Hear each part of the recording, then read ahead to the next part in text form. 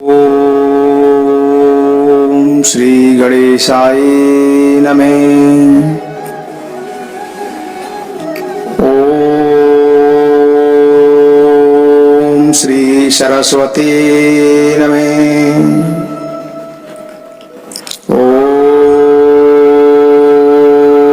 श्री कृष्ण सीतारामाभ्याम नमः।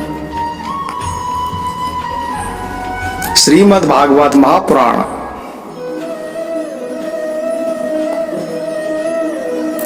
भगवान श्री कृष्ण उद्धव जी से कहते हैं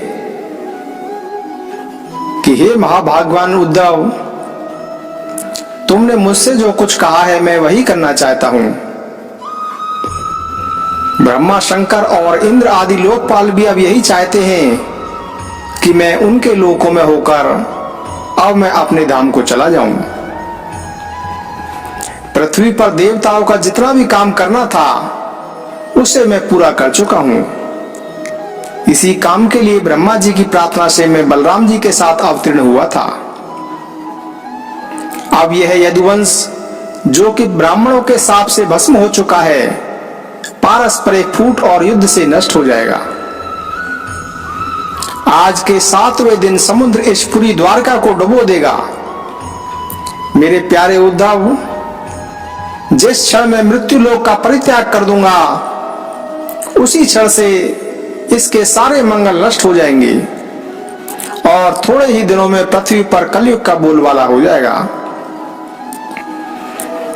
जब मैं इस पृथ्वी का त्याग कर दूं तब तुम इस पर मत रहना, क्योंकि साधु उद्धव, कलयुग में अधिकांश लोगों की रुचि अधर्म में ही होगी।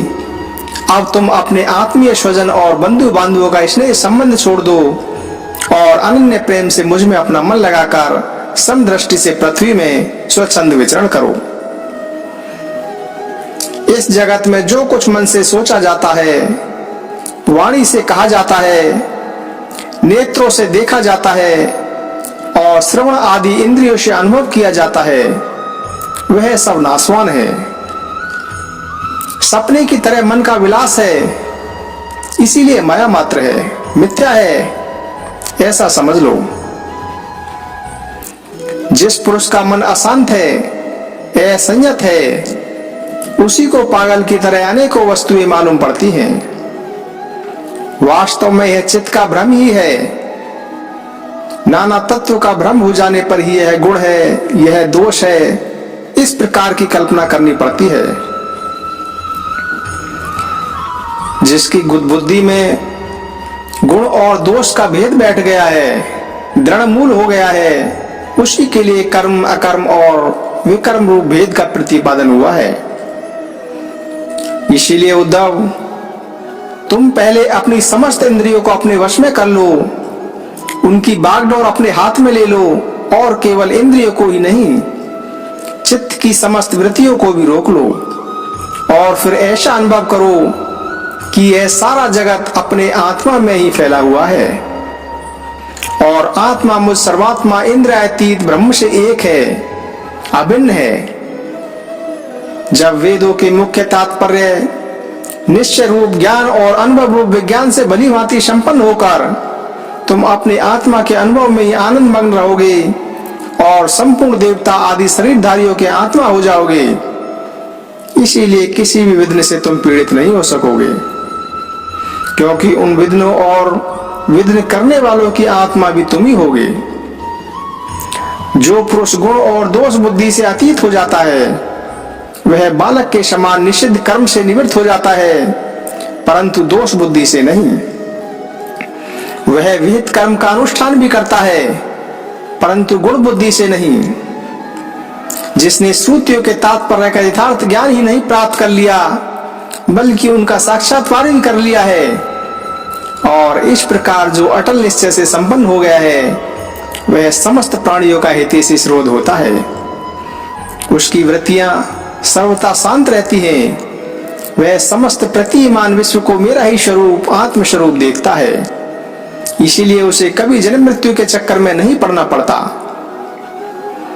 श्री सुखदेव जी कहते हैं कि परीक्षित, जब भगवान श्री कृष्ण ने इस प्रकार का उपदेश दिया तब भगवान के परम प्रेमी उद्धव जी ने उन्हें प्रणाम करके तत्व ज्ञान की प्राप्ति की इच्छा से यह प्रश्न किया। उद्धव जी ने कहा कि भगवान, आप ही समस्त योगियों की गुप्त पूंजी, योगों के कारण और योगेश्वर हैं। आप ही समस्त योगों के आधार, उनके कारण और योग स्वरूप हैं।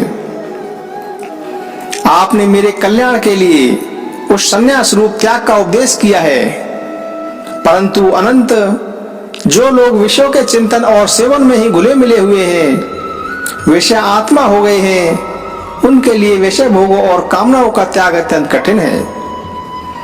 हे सर्वस्वरूप, उनमें भी जो लोग आपसे विमुख हैं, उनके लिए तो इस प्रकार का त्याग सर्वथा असंभव ही है, ऐसा मैं सोचता हूं।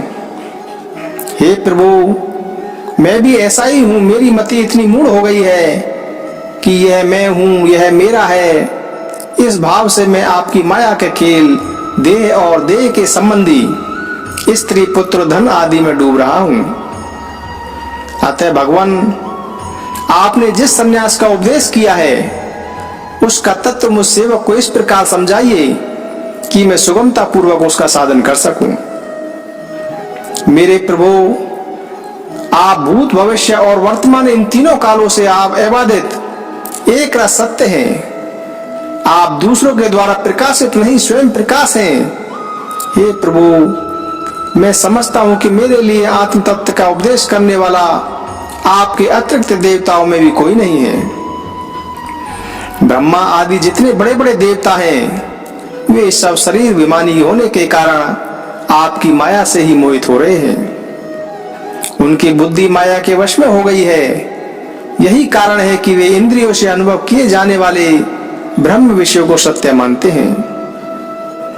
इसीलिए मुझे तो आप ही उपदेश कीजिए।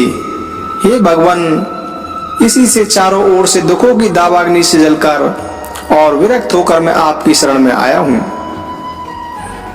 आप निर्दोष, देश काल से अपरिचिन्न, सर्वज्ञ, सर्वशक्तिमान और अविनाशी बैकुंठ लोक के निवासी एवं नर के नित्य सखा नारायण हैं। अतः आप ही मुझे उपदेश कीजिए। भगवान श्री कृष्ण ने कहा कि उद्धव, संसार में जो मनुष्य यह जगत क्या है, इसमें क्या हो रहा है, इत्यादि बातों का विचार करने में निपुण है, वे चित्त में भरी हुई अशुभ वासनाओं से अपने आप को स्वयं अपनी विवेक शक्ति से ही प्राय बचा लेते हैं। समस्त प्राणियों का, विशेषकर मनुष्य का आत्मा अपने हित और अहित का उपदेशक गुरु है, क्योंकि मनुष्य अपने प्रत्यक्ष अनुभव और अनुमान के द्वारा अपने हित और अहित का निर्णय करने में पूर्णतः समर्थ है। धीर पुरुष इस मनुष्य योनि में इंद्रिय शक्ति, मन शक्ति आदि के आश्रयभूत मुझ आत्म तत्व को पूर्णतः प्रकट रूप से साक्षात्कार कर लेते हैं। मैंने एक पैर वाले, दो पैर वाले, तीन पैर वाले, चार पैर वाले, चार से अधिक पैर वाले और बिना पैर के इत्यादि अनेक प्रकार के शरीरों का निर्माण किया है। उनमें मुझे सबसे अधिक प्रिय मनुष्य ही शरीर है। इस मनुष्य शरीर में एकाग्रचित, तीक्ष्ण बुद्धि, पुरुष बुद्धि आदि ग्रहण किए जाने वाले हेतुओं से, जिनसे कि अनुमान भी होता है, अनुमान से अग्रह अर्थात अहंकार आदि विषयों से भिन्न मुझ सर्व प्रवर्तक ईश्वर को साक्षात अनुभव करते हैं। इस विषय में महात्मा लोग एक प्राचीन इतिहास कहा करते हैं। वह इतिहास परम तेजस्वी अवधूत दत्तात्रेय और राजा यदु के संवाद के रूप में है। एक बार धर्म के मर्मज्ञ राजा यदु ने देखा कि एक त्रिकालदर्शी तरुण अवधूत ब्राह्मण निर्भय विचर रहे हैं। तब उन्होंने उनसे यह प्रश्न किया। राजा यदु ने पूछा कि हे ब्राह्मण, आप कर्म तो करते नहीं, फिर आपको यह अत्यंत निपुण बुद्धि कहां से प्राप्त हुई, जिसका आश्रय लेकर आप परम विद्वान होने पर भी बालक के समान संसार में विचरते रहते हैं। ऐसा देखा जाता है कि मनुष्य आयु, यश अथवा सौंदर्य, संपत्ति आदि की अभिलाषा लेकर ही धर्म, अर्थ, काम अथवा तत्व जिज्ञासा में प्रवृत्त होते हैं। अकारण कहीं किसी की प्रवृत्ति नहीं देखी जाती। मैं देख रहा हूं कि आप कर्म करने में समर्थ, विद्वान और निपुण हैं। आपका भाग्य और सौंदर्य भी प्रशंसनीय है। आपकी वाणी से तो मानो अमृत टपक रहा है, फिर भी आप जड़, उन्मत्त अथवा पिशाच के समान रहते हैं। न तो कुछ करते हैं और न कुछ चाहते ही हैं। संसार के अधिकांश लोग काम और लोभ के दावानल से जल रहे हैं, परंतु आपको देखकर ऐसा मालूम होता है कि आप मुक्त हैं। आप तक उसकी आंच भी नहीं पहुंच पाती। ठीक वैसे ही जैसे कोई हाथी वन में दावाग्नि लगने पर उससे छूटकर गंगा जल में खड़ा हो। हे ब्रह्मांड, आप पुत्र, स्त्री, धन आदि संसार के स्पर्श से भी रहित हैं। आप सदा सर्वदा अपने केवल स्वरूप में ही स्थित रहते हैं। हम आपसे यह पूछना चाहते हैं कि आपको अपने आत्मा में ही ऐसे अनिर्वचनीय आनंद का अनुभव कैसे होता है? आप कृपा करके अवश्य बतलाइए। भगवान श्री कृष्ण ने कहा कि उद्धव, हमारे पूर्वज महाराज यदु की बुद्धि शुद्ध थी और उनके हृदय में ब्राह्मण भक्ति थी। उन्होंने परम भाग्यवान दत्तात्रेय जी का अत्यंत सत्कार करके यह प्रश्न पूछा और बड़े विनम्र भाव से सिर झुकाकर उनके सामने खड़े हो गए। अब दत्तात्रेय जी ने कहा, दत्तात्रेय जी कहते हैं कि हे राजन, मैंने अपनी बुद्धि से बहुत से गुरुओं का आश्रय लिया है। उनसे शिक्षा ग्रहण करके मैं इस जगत से मुक्त भाव से स्वच्छंद विचरता हूं। तुम उन गुरुओं के नाम और उनसे ग्रहण की हुई शिक्षा सुनो। मेरे गुरुओं के नाम हैं पृथ्वी, वायु, आकाश, जल, अग्नि, चंद्रमा, सूर्य, कबूतर, अजगर, समुद्र, पतंग, भौरा, मधुमक्खी, हाथी, शहद निकालने वाला, हिरन, मछली, पिंगला वैश्या, कुरर पक्षी, बालक, कुंवारी कन्या, बाण बनाने वाला, सर्प, मकड़ी और भृंगी कीट। हे राजन, मैंने इन 24 गुरुओं का आश्रय लिया है।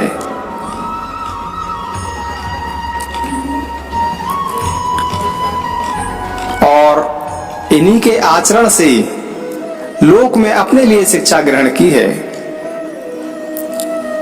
हे वीरवर, मैंने जिससे जिस प्रकार जो कुछ सीखा है वह सत्यों का जो का तो मैं तुमसे कहता हूं, सुनो। मैंने पृथ्वी से उसके धैर्य की, क्षमा की शिक्षा ली है। लोग पृथ्वी पर जितना आघात और क्या क्या उत्पात नहीं करते, परंतु वह न तो किसी से बदला लेती है और न रोती चिल्लाती है। संसार के सभी प्राणी अपने अपने प्रारब्ध के अनुसार चेष्टा कर रहे हैं। वे समय समय पर भिन्न भिन्न प्रकार से जान और अनजाने में आक्रमण कर बैठते हैं। धीर पुरुष को चाहिए कि उनकी व्यवस्था समझे, न तो अपना धीरज खोए और न क्रोध करे। अपने मार्ग पर जो का त्यों चलता रहे। पृथ्वी के ही विकार, पर्वत और वृक्ष से मैंने तो यह शिक्षा ग्रहण की है कि जैसे उनकी सारी चेष्टाएं सदा सर्वदा दूसरों के हित के लिए ही होती हैं, बल्कि ऐसा कहना चाहिए कि उनका जन्म ही एकमात्र दूसरों का हित करने के लिए हुआ है। साधु पुरुषों को चाहिए कि उनकी शिष्यता स्वीकार करके उनसे परोपकार की शिक्षा ग्रहण करें।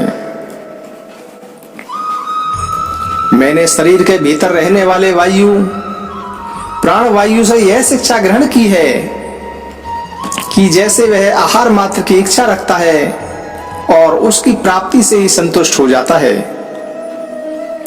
वैसे ही साधक को भी चाहिए कि जितने से जीवन निर्वाह हो जाए उतना ही भोजन कर ले। इंद्रियों को तृप्त करने के लिए बहुत से विषय में न चाहे, संक्षेप में उतने ही विषयों का उपयोग करना चाहिए जिनसे बुद्धि विकृत न हो, मन चंचल न हो और वाणी व्यर्थ की बातों में न लग जाए। शरीर के बाहर रहने वाली वायु से मैंने यह सीखा है कि जैसे वायु को अनेक स्थानों में जाना पड़ता है, परंतु वह कहीं भी आसक्त नहीं होता, किसी का भी गुण दोष नहीं अपनाता, वैसे ही साधक पुरुष भी आवश्यकता होने पर विभिन्न प्रकार के धर्म और स्वभाव वाले विषयों में जाए, परंतु अपने लक्ष्य पर स्थिर रहे। किसी के गुण या दोष की ओर झुक न जाए, किसी से आसक्ति या द्वेष न कर बैठे। गंध वायु का गुण नहीं, पृथ्वी का गुण है, परंतु वायु को गंध का वहन करना पड़ता है। ऐसा करने पर भी वायु शुद्ध ही रहता है। गंध से उसका स्पर्श नहीं होता, गंध से उसका संपर्क नहीं होता।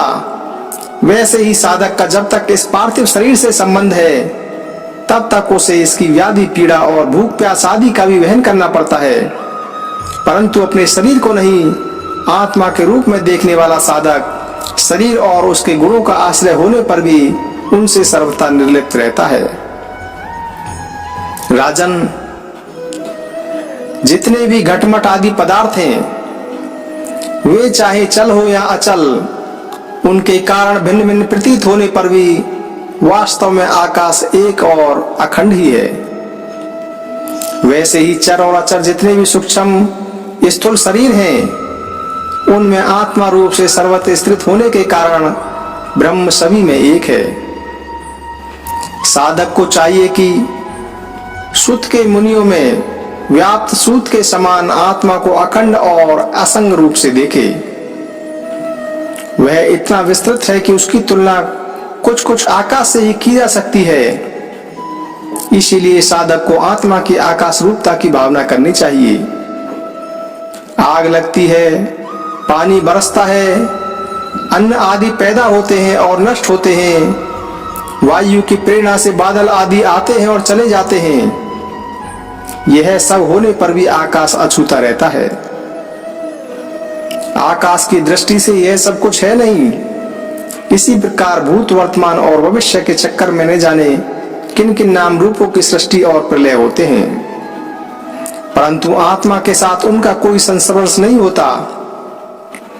जिस प्रकार जल स्वभाव से ही स्वच्छ, चिकना और मधुर और पवित्र करने वाला होता है, और गंगा आदि तीर्थों के दर्शन, स्पर्श और नाम उच्चारण से ही लोग पवित्र हो जाते हैं, वैसे ही साधक को भी स्वभाव से ही शुद्ध, मधुर भाषी और लोक पावन होना चाहिए।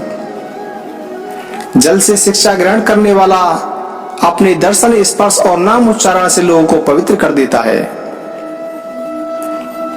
हे राजन, मैंने अग्नि से यह शिक्षा ली है कि जैसे वह तेजस्वी और ज्योतिर्मय होती है, जैसे उसे कोई अपने तेज से दबा नहीं सकता, जैसे उसके पास संग्रह परिग्रह के लिए कोई पात्र नहीं, सब कुछ अपने पेट में रख लेती है, और जैसे सब कुछ खा पी लेने पर भी विभिन्न वस्तुओं के दोषों से वह लिप्त नहीं होती, वैसे ही साधक भी परम तेजस्वी, तपस्या से देवतमान, इंद्रियों से अप्रभाभूत, भोजन मात्र का संग्रह और यथायोग्य सभी विषयों का उपभोग करता हुआ भी अपने मन और इंद्रियों को वश में रखे, किसी का दोष अपने में न आने दे। जैसे अग्नि कहीं लकड़ी आदि में अप्रकट रहती है और कहीं प्रकट, वैसे ही साधक भी कहीं गुप्त रहे और कहीं प्रकट हो जाए। वह कहीं कहीं ऐसे रूप में भी प्रकट हो जाता है जिससे कल्याणकामी पुरुष उसकी उपासना कर सके। वह अग्नि के समान ही भिक्षा रूप हवन करने वालों के अतीत और भावी अशुभ को भस्म कर देता है तथा सर्वत्र अन्न ग्रहण करता है। साधक पुरुष को इसका विचार करना चाहिए कि जैसे अग्नि लंबी चौड़ी, टेढ़ी सीधी लकड़ियों में रहकर उनके समान ही सीधी, टेढ़ी या लंबी चौड़ी दिखाई पड़ती है, वास्तव में वैसी है नहीं। वैसे ही सर्वव्यापक आत्मा भी अपनी माया से रचे हुए कार्य कारण रूप में जगत में व्याप्त होने के कारण उन वस्तुओं के नाम रूप से कोई संबंध न होने पर भी उनके रूप में ही प्रतीत होने लगता है। हे राजन, मैंने चंद्रमा से यह शिक्षा ग्रहण की है कि यद्यपि जिसकी गति नहीं की जा सकती, उसकी गति नहीं जानी जा सकती, उस काल के प्रभाव से चंद्रमा की कलाएं घटती बढ़ती रहती हैं। तथापि चंद्रमा तो चंद्रमा ही है, वह न घटता है और न बढ़ता ही है। वैसे ही जन्म से लेकर मृत्यु पर्यंत जितनी भी अवस्थाएं हैं, वह सब शरीर की हैं, आत्मा से उनका कोई संबंध नहीं है। जैसे आग की लपट तथा दीपक की लौ क्षण क्षण में उत्पन्न और नष्ट होती रहती है, उनका यह क्रम निरंतर चलता रहता है, परंतु दिखता नहीं पड़ता। वैसे ही जल प्रवाह के समान वेगमान काल के द्वारा क्षण क्षण में प्राणियों के शरीर की उत्पत्ति और विनाश होता रहता है, परंतु अज्ञानवश वह दिखाई नहीं पड़ता। हे राजन, मैंने सूर्य से यह शिक्षा ग्रहण ही की है कि जैसे वे अपनी किरणों से पृथ्वी का जल खींचते और समय पर उसे बरसा देते हैं, वैसे ही योगी पुरुष इंद्रियों के द्वारा समय पर विषयों का ग्रहण करता है और समय आने पर उनका त्याग, उनका दान भी कर देता है। किसी भी समय उसे इंद्रिय के किसी भी विषय में आसक्ति नहीं होती। स्थूल बुद्धि पुरुषों को जल के विभिन्न पात्रों में प्रतिबिंब हुआ सूर्य उन्हीं में प्रविष्ट होकर भिन्न भिन्न दिखाई पड़ता है, परंतु इसे स्वरूपतः सूर्य अनेक नहीं हो जाता। वैसे ही चल अचल उपाधियों के भेद से ऐसा जान पड़ता है कि प्रत्येक व्यक्ति में आत्मा अलग अलग है, परंतु जिनको ऐसा मालूम होता है उनकी बुद्धि मोटी है। असल बात तो यह है कि यह आत्मा सूर्य के समान एक ही है, स्वरूपतः उसमें कोई भेद नहीं है। हे राजन, कहीं किसी के साथ अत्यंत स्नेह अथवा आसक्ति नहीं करनी चाहिए, अन्यथा उसकी बुद्धि अपना स्वातंत्र्य खोकर दीन हो जाएगी और उसे कबूतर की तरह अत्यंत क्लेश उठाना पड़ेगा। हे राजन, किसी जंगल में एक कबूतर रहता था। उसने एक पेड़ पर अपना घोंसला बना रखा था। अपनी मादा कबूतरी के साथ वह कई वर्षों तक उसी घोंसले में रहा।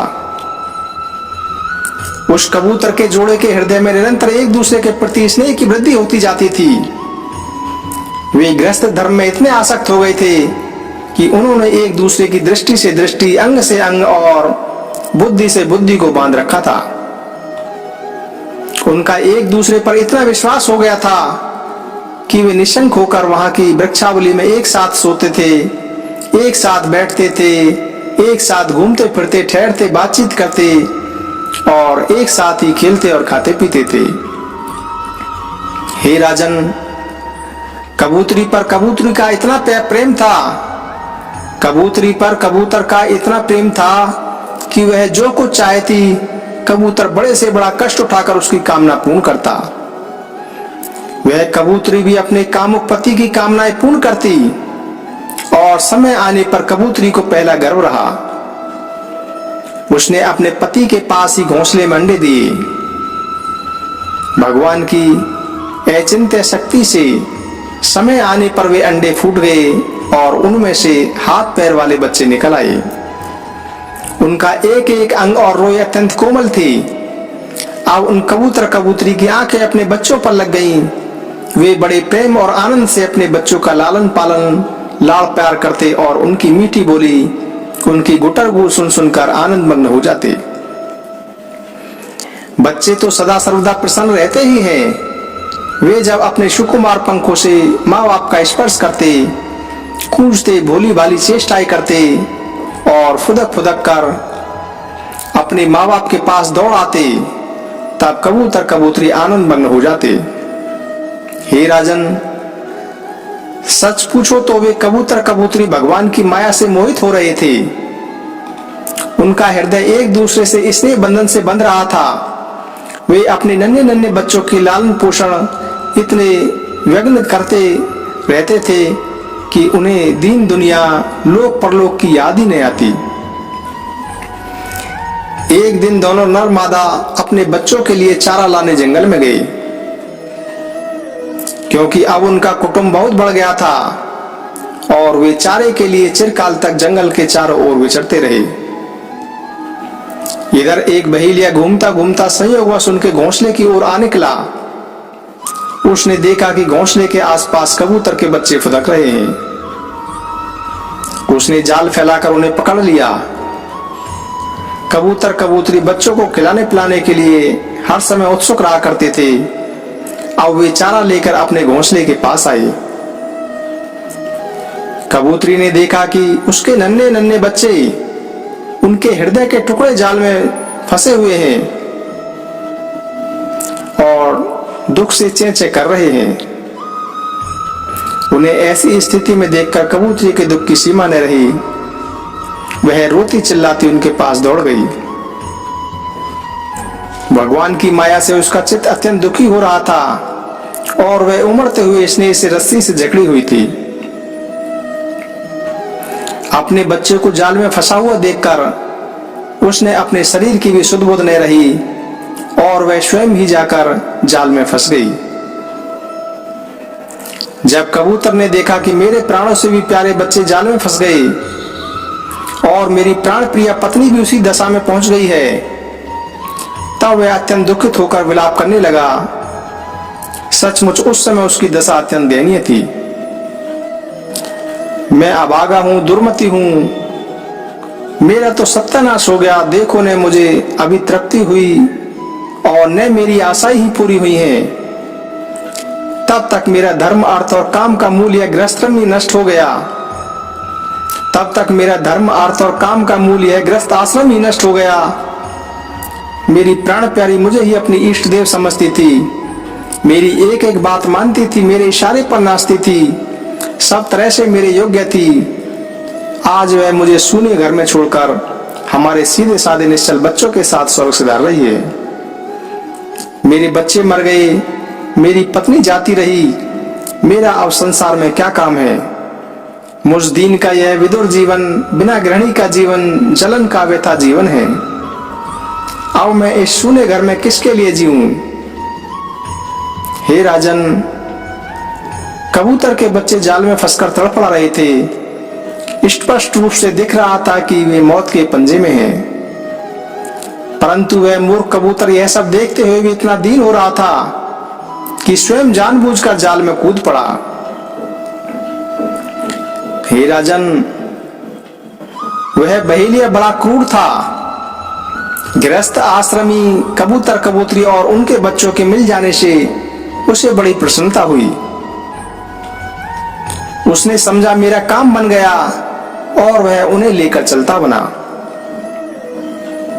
जो कुटुंबी हैं, विषयों और लोगों के संग साथ में ही जिसे सुख मिलता है एवं अपने कुटुंब के भरण पोषण में ही जो सारी शुद्ध बुद्ध खो बैठता है, उसे कभी शांति नहीं मिल सकती। वह उसी कबूतर के समान अपने कुटुंब के साथ कष्ट पाता है। यह मनुष्य शरीर मुक्ति का खुला हुआ द्वार है। इसे पाकर भी जो कबूतर और कबूतरी की तरह अपने घर गृहस्थी में फंसा हुआ है, वह बहुत ऊंचे तर चढ़कर गिर रहा है। शास्त्र की भाषा में वह आरुण से व्यक्त है। जय श्री कृष्ण, जय श्री कृष्ण, जय श्री कृष्ण। भागवत भगवान की है आरती, पापियों को पाप से है तारती। ये अमर ग्रंथ, ये मुक्ति पंथ, ये पंचम वेद निराला, नव ज्योति जलाने वाला। हरि नाम यही, हरि धाम यही, यही जग मंगल की आरती। पापियों को पाप से है तारती। श्री भागवत भगवान की है आरती, पापियों को पाप से है तारती। ये शांति गीत पावन पुनीत, पापों को मिटाने वाला, हरि दर्श दिखाने वाला। यह सुख करनी, यह दुख हरनी, श्री मधुसूदन की आरती। पापियों को पाप से है तारती। श्री भागवत भगवान की है आरती, पापियों को पाप से है तारती। ये मधुर बोल जग फंद खोल, सन्मार्ग दिखाने वाला, बिगड़ी को बनाने वाला। श्री राम यही सघन श्याम यही प्रभु महिमा की आरती, पापियों को पापों से है तारती। श्री भागवत भगवान की है आरती, पापियों को पापों से है तारती। श्री कृष्ण गोविंद हरे मुरारी, नाथ नारायण वासुदेवा।